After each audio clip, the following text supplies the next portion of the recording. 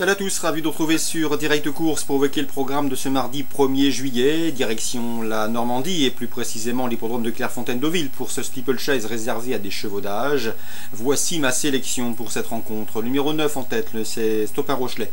Il a terminé deuxième de cette course l'an dernier, il vient de prouver sa forme sur les haies et dans ce lot il me semble en mesure de faire aussi bien que la saison dernière, voire peut-être mieux. En tout cas Patrice Quinton ne serait pas surpris de le voir lutter pour les premières places. Le 10, Sobabert, attention à lui également. Deuxième à Compiègne dernièrement, preuve de sa bonne condition physique. Sachez également que ce cheval compte 2 courses à Clairefontaine pour autant de succès. Le numéro 11, Summery, qui doit pouvoir disposer une belle chance dans ce lot, même si sa marge de manœuvre dans les handicaps est réduite, eh bien, je pense qu'il est en mesure de bien faire, d'autant qu'il a déjà gagné sur cette piste. Le 13, c'est Puissance 4, qui aura pour elle sa fraîcheur. Elle a terminé deuxième pour sa rentrée sur la piste du Lion d'Angers. Une confirmation logiquement attendue. Le numéro 6, c'est Corfou de Maspie, qu'il ne faut pas juger sur sa dernière chute. Auparavant, Corfou de Maspie a prouvé qu'il était compétitif en pareille société. Le numéro 4, c'est Voté pour moi, qui a été jugé digne de courir au mois de novembre le prix Maurice Gillois, groupe 1 pour les 4 ans.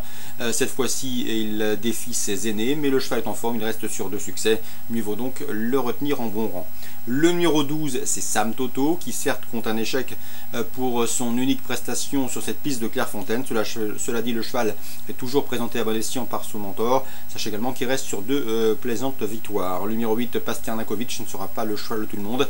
Il aura sans doute une belle chance sur sa candidature, mais sachez que Pasternakovic reste sur 2 podiums, certes à réclamer, mais il est en forme. Sachez également qu'il a terminé 4e de cette course l'an dernier. Mieux vaut donc s'en méfier. 9, 10, 11, 13, 6, 4, 12 et 8, ma sélection pour ce quintet à Clairefontaine. Suite du programme, le 206 Asiasport me plaît beaucoup. Je sais que Patrick Cherrière l'aime bien. La pouliche compte 2 places de deuxième en autant de sorties sur le steeplechase. Elle est douée, elle est en constant progrès.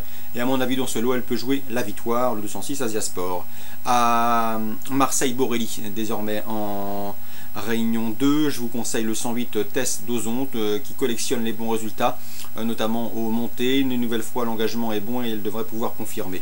On lui posera le 107 Vol au vent flash, un vol au vent flash qui est régulier. Au mieux, il affronte ses aînés également avec des prétentions. 107, 108 pour la Réunion 2 à Borelli. Dans la troisième, le 306 Trianon me semble également détenir une chance prépondérante.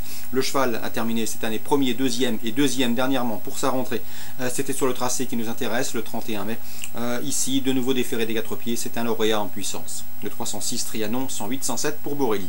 En Réunion 3, désormais à la test, dans la deuxième, je vous conseille le 202 Dr King et le 204 Azanta Anna, respectivement affichés 2e et 3e le mois dernier sur les l'hippodrome de Toulouse. Il devrait ici une nouvelle fois s'expliquer pour la victoire 202-204. Dans la quatrième, Thomas Fourcy n'est pas négatif avec le 402 Al Moutawakila, qu'il estime beaucoup. Il a également une autre de ses protégés dans cette course, mais en tout cas le 402 est au mieux et aborde ce rendez-vous avec de légitimes ambitions. Thomas Fourcy devra sans doute redouter le 408 Laura, lauréate de groupe 1 courant octobre à Saint-Cloud. Sachez qu'elle reste sur 3 victoires, elle a également gagné pour sa rentrée récemment à Toulouse. C'est a priori l'opposante principale. 402-408, toujours à la test en Réunion 3. Dans la cinquième, attention, 503 Guyapi, David Anderson lui a trouvé un engagement sur mesure. Elle sera confiée à son fils Thomas dans ces conditions.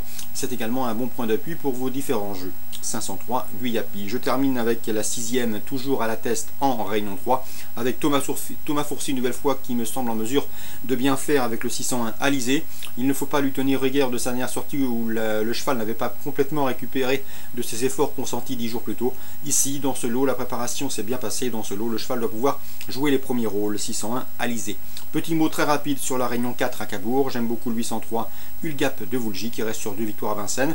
Elle revient corde à droite, mais elle a déjà gagné corde à droite. Elle est confiée à un amateur des plus efficaces et des plus adroits.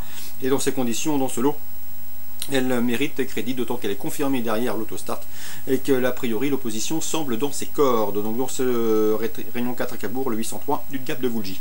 Voilà pour les infos de ce mardi. On se donne désormais rendez-vous demain pour une nouvelle émission.